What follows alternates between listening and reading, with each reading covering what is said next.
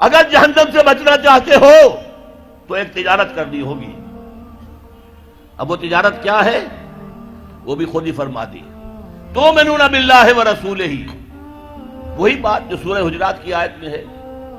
ایمان پختہ رکھو اللہ پر اور اس کے رسول پر. وتجاہدون فی سبیل اللہ باموالکم وانفسکم، اور جہاد کرو اللہ کی راہ میں اپنی جانوں اور مالوں کے ساتھ.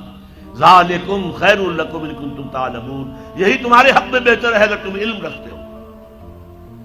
تو معلوم ہوا کہ یہ جہاد لازم ہے، یہ جد و جہد لازم ہے، یہ ایمان کا لازمی تقاضا ہے، یہ جہنم سے چھٹکارا پانے کی لازمی شرط ہے. اگر یہ نہیں کر رہے تو ایمان نہیں ہے تمہارے اندر، اور جہنم سے چھٹکارا پانے کی امید یہ ایک بس تمہارا خیال ہے. تلک امانیہم، یہ تمہارے من گھڑت خیالات ہیں، یہ تمہاری وشفل تھنکنگ ہے، یہ حقیقت نہیں ہے. اب اگلی بات سنیے، یہ جد و جہد بغیر جماعت کے ممکن نہیں ہے. کیا اکیلا آدمی نظام کو بدل سکتا ہے؟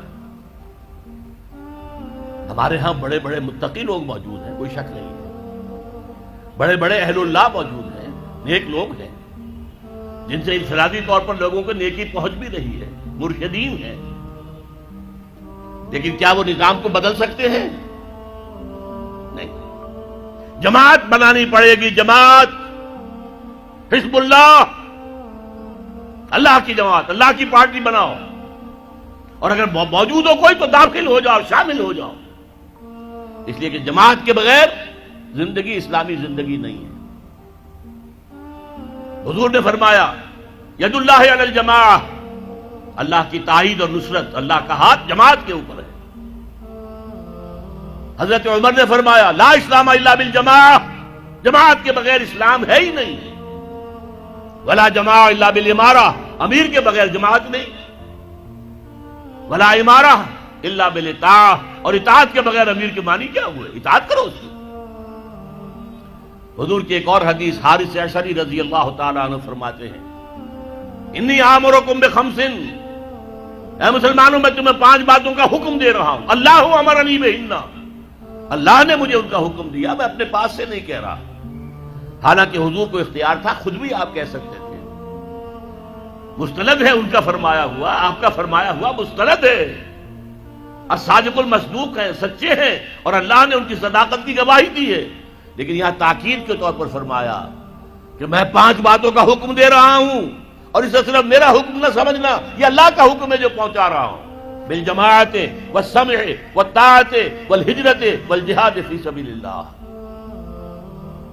رواہ الترمذی واحمد بن حنبل رحمہم اللہ. مشکات شریف میں یہ روایت موجود ہے. عن الحارث الاشعری، حارث اشعری رضی اللہ تعالیٰ عنہ سے 5 باتیں. جماعت کی شکل میں رہو، جماعت کے امیر کا حکم مانو، اس کی اطاعت کرو، اور ہجرت کرو اور جہاد کرو. آپ پوچھیں گے ہجرت کیسے کریں گے؟ تم نے تو کہہ دیا دنیا میں کوئی ملک ہے ہی نہیں، کون تمہیں گھسنے دے گا؟ ٹھیک ہے، لیکن ہجرت، حضور سے پوچھا گیا ای الہجرت یا افضل یا رسول اللہ، اے اللہ کے رسول یہ فرمائیے کہ سب سے افضل ہجرت کون سی ہے؟ جواب سنیے، ان تہجر کل ما یکرہہ، ہر اس چیز کو چھوڑ دو جو تمہارے رب کو پسند نہیں ہے. یہ ہجرت ہے. سود سے ہجرت کیجئے، آج کیجئے، آج رات فیصلہ کیجئے کہ مکان اگر سودی قرض پر ہے بیچ دوں گا اور کسی چھوٹی کٹیا میں رہ لوں گا. فیصلہ کیجئے، یہ ہجرت ہوگی. گھر میں شرعی پردہ نہیں ہے تو ابھی فیصلہ کیجئے کہ شرعی پردہ نافذ ہوگا. یہ ہجرت ہے. اور افضل الہجرہ، ای الہجرت افضل یا رسول اللہ، اے اللہ کے رسول سب سے افضل ہجرت کون سی ہے؟ فرمایا ان تہجر کل ما یکرہہ، ہر اس چیز کو چھوڑ دو جو تمہارے رب کو پسند نہیں. اور اس سے اگلی ہجرت آئے گی آخری اونچی، جب اللہ کے دین کو قائم کرنے کا مرحلہ آ جائے اور جب قوت کے ساتھ مقابلہ ہو، گولیاں چلیں، سینوں کو چھلنی کیا جائے.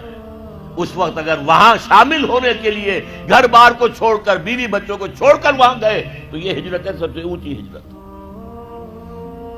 اور جہاد کے بارے میں پوچھا گیا ای الجہاد افضل یا رسول اللہ، فرمایا ان تجاہد نفسک فی طاعت اللہ، سب سے افضل جہاد تو یہ ہے کہ تم اپنے نفس کے خلاف جہاد کرو، اسے اللہ کا مطیع بناؤ، یہ تمہیں اللہ کی مرضی کے خلاف احکام دیتا ہے۔